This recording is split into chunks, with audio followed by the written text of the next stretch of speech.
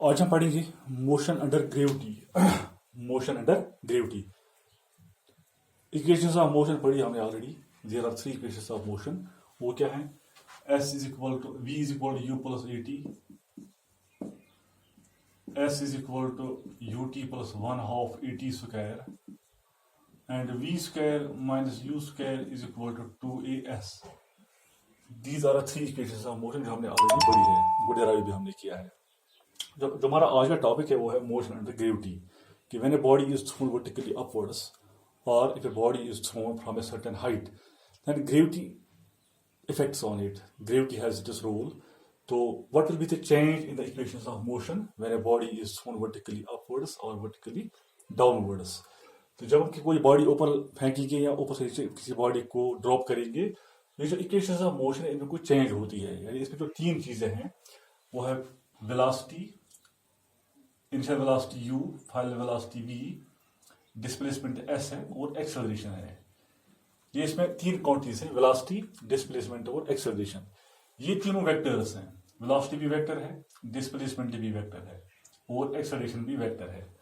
तो जब भी किसी वेक्टर की डायरेक्शन चेंज होती है, अगर कोई बॉडी को हम नीचे से ऊपर थ्रो करेंगे, मेरे body is throne upwards, vertically upwards, या अगर बॉडी को हम ऊपर से नीचे डाल देंगे, तो direction of these three vectors change. इनकी डायरेक्शन वो चेंज होती है। तो when direction of vector changes तो ऑटोमेटिकली साइन चेंज, इसकी साइन भी चेंज होती है, इसकी अलामत भी साथ साथ चेंज होती है। तो वो देखेंगे हम कि जब हम पढ़ेंगे मोशन अंडर ग्रेविटी, उस वक्त जो इक्वेशंस ऑफ मोशन है उनमें कुछ चेंज होती है साइंस में। वो साइन चेंज क्या है वो हम देखेंगे। तो इसके लिए मैं आपको बताऊंगा, एक शॉर्टकट याद रखना है आपको कि if a body is thrown vertically upwards, अगर हम बॉडी को वर्टिकली अपवर्ड्स थ्रो करेंगे, ऊपर की तरफ फेंकेंगे जमीन से ऊपर, जो डिस्प्लेसमेंट s है और v है, वेलोसिटी, दोनों पॉजिटिव रहेंगे। डिस्प्लेसमेंट भी पॉजिटिव आएगा और वेलोसिटी भी पॉजिटिव आएगा। इट मीन्स कि when a body is thrown vertically upwards, the displacement and velocity they will remain positive. And if the body is dropped from A height, अगर body को हम किसी हाइट से ड्रॉप करेंगे, ऊपर से नीचे फेंकेंगे, इसको किसी टावर से बॉडी को नीचे हम फेंकेंगे, और डिस्प्लेसमेंट और वेलोसिटी जो है इनकी साइन चेंज होगी एट दैट टाइम, तो दोनों नेगेटिव होंगे। डिस्प्लेसमेंट भी नेगेटिव होगा और वेलोसिटी भी हम उस वक्त नेगेटिव लेंगे। ये आपको याद रखना है, ये दो पॉइंट। इसी से हम इन इक्वेशन में फिर इन इक्वेशन को हम यूज करेंगे मोशन अंडर ग्रेविटी में, कि when a body is thrown vertically upwards, displacement and velocity are taken as positive, and when a body is dropped from a certain height, the displacement and velocity are taken as negative. ये दो point में लिखता हूं board पे। Now, if a body is thrown vertically upwards, S and V are taken positive. अगर हम body को ऊपर फेंकेंगे, S और V दोनों पॉजिटिव लेंगे हम। If a body is dropped from a certain height, अगर बॉडी को हम ऊपर से नीचे ड्रॉप करेंगे, तो S and V are taken as negative, उस वक्त S और V को हम नेगेटिव लेंगे। अब तीसरा पॉइंट यहां पे है, A इज एक्सेलरेशन। जब बॉडी ऊपर फेंकेंगे या ऊपर से नीचे ड्रॉप करेंगे बॉडी को, तो A will be equal to G, acceleration due to gravity of the अर्थ।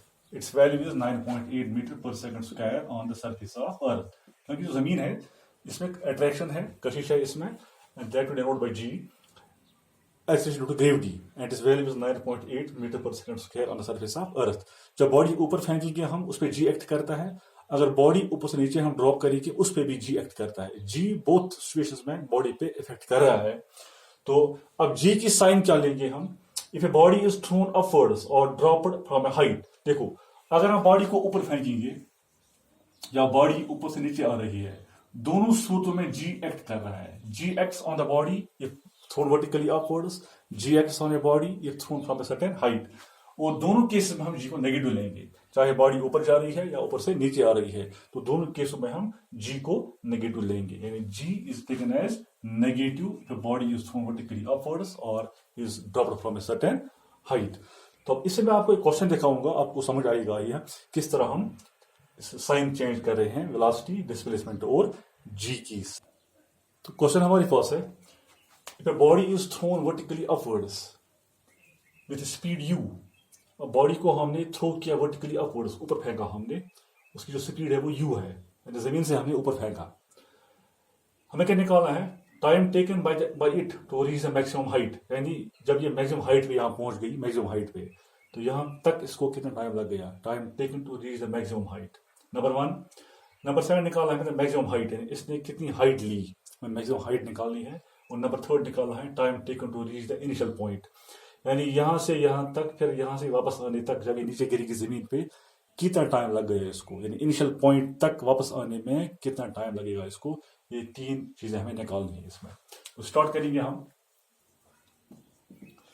क्योंकि बॉडी ऊपर की तरफ जा रही है तो u जो आएगा, u पॉजिटिव आएगा इसमें, तो एक्सेलरेशन नेगेटिव आएगी, भी मैंने कहा the acceleration a is negative, यानी a इज यानी g, हम g नेगेटिव लेंगे इसमें, g नेगेटिव आएगा।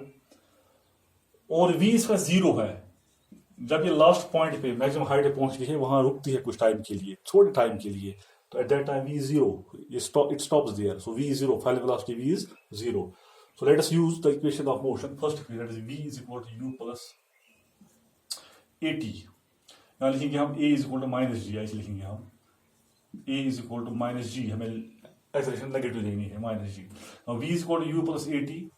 अब यहाँ पे हम ये वैल्यू सब्स्टिट्यूट करेंगे, what is v is 0, u तो पॉजिटिव लेना है, u ही लेना है, what is a is minus g into t, और v तो 0 है, फाइनल पोजीशन पे इसकी फाइनल वेलोसिटी जो वो 0 है, u तो इनिशियल वेलोसिटी इसकी u है, a के बदले g लिया हमने यहाँ पे, सो a is minus g into t। हमें t निकालना है, और this सिंपलाइज gt is equal to u को यहाँ ले आए हम, and t is equal to u divided by g। By using this formula we can calculate the time taken to reach the maximum height, knowing the initial velocity u। अगर u का value मालूम होगा, g का value हमें already पता होता है 9.8 metre per second square, तो यहाँ पे हम वैल्यू सब्स्टिट्यूट करेंगे, we will get the time t to reach the maximum height। और सेकंड पार्ट, दूसरा पार्ट इसका है द मैक्सिमम हाइट, हमें मैक्सिमम हाइट निकालनी है, मैक्सिमम हाइट डिस्टेंस, यानी इसने कितनी डिस्टेंस ट्रेवल की, तो उसके लिए हम यूज करेंगे second relation equation of motion, that is v square minus u square is equal to 2as। क्योंकि v 0 है, माइनस u हमें दिया है, इनिशियल वेलोसिटी u है, 2 into a माइनस g है, एंड s के बदले हम h लिखेंगे, s मीन्स डिस्टेंस, तो उसके बदले हम लिखेंगे h, यहाँ पे h इज द हाइट। और यहाँ पे माइनस और माइनस कैंसिल हो जाएगा, and u square is 2gh, and this implies h is equal to u square divided by 2g। By using the values of u and g, we can calculate the maximum height attained by the object। So number third हमें निकालना है time taken to reach the initial point, यानी कि यहाँ से फेंका हमने ऊपर, कोई पत्थर फेंका हमने जमीन से ऊपर, वो लास्ट पे वहीं, अगर हमने वर्टिकली राइट एंगल से ऊपर फेंका वो वर्टिकली वहां उसी पोजीशन पे वापस भी आएगा, जब ये यहाँ पे आएगा, यहाँ वापस आएगा, तो कितना टाइम लग गया इसको, तो ऊपर जाने में टाइम t लग गया इसको, नीचे आने में सेम टाइम लग गया इसको, that is t plus t। So time taken to reach the initial point, time taken to reach initial point that is t plus t, यानी ऊपर का टाइम t और वापस आने का टाइम भी t plus t, so that is 2t, twice t।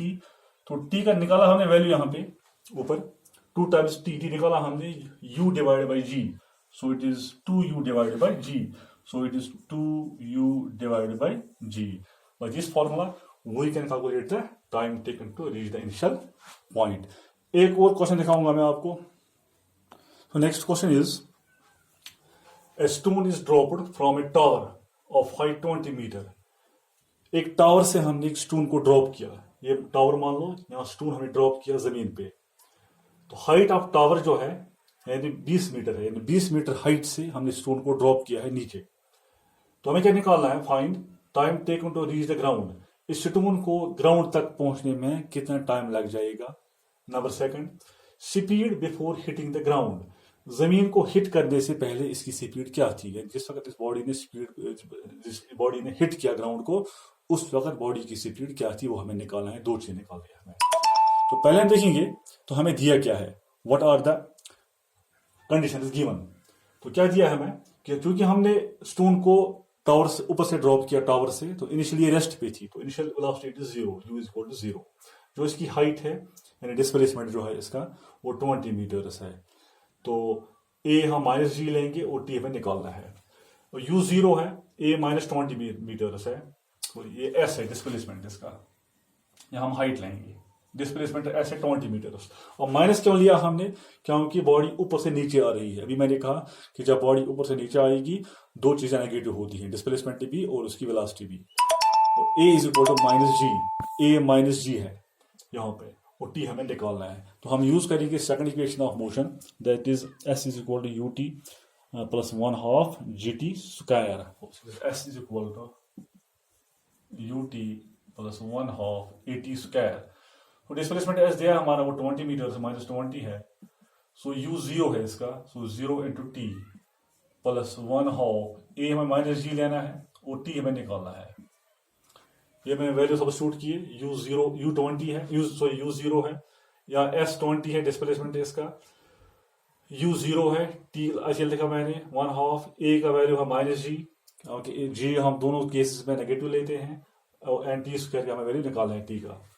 So it is minus 20 is equal 0 बन जाएगा, माइनस 1/2 जी टी स्क्वायर, और माइनस कैंसिल, यहाँ से हम करेंगे मल्टीप्लाई, हम लिखेंगे g t square is equal to 2 into 20 is 40।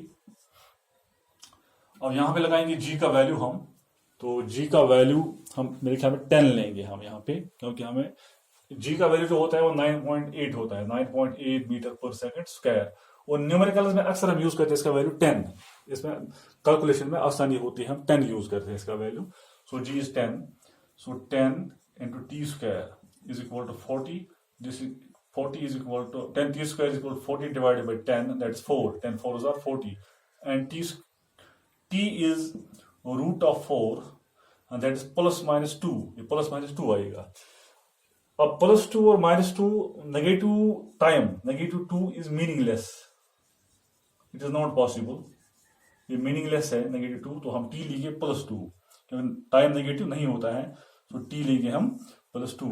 it means it will take 2 seconds to reach the ground, इसको यहां से यहां तक आने में 2 सेकंड लग जाएंगे। तो पहला पार्ट है ये। अब से दूसरा पार्ट जो है उसमें हमें निकालना है speed before hitting the ground, इसकी हमें स्पीड निकालनी है बिफोर हिटिंग द ग्राउंड। तो उसके लिए हम यूज करेंगे फॉर्मूला, पहली equation of motion, that is v is equal to u plus a t. तो v is equal to u plus a t, हमें इसकी फाइनल स्पीड v निकालनी है।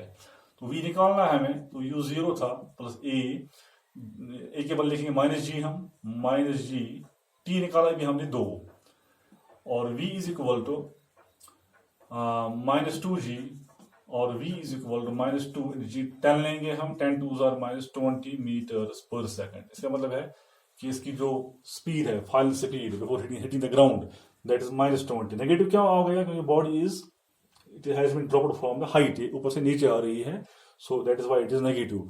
सो it means before hitting the ground the speed of the body is minus 20 metres per second. Thanks.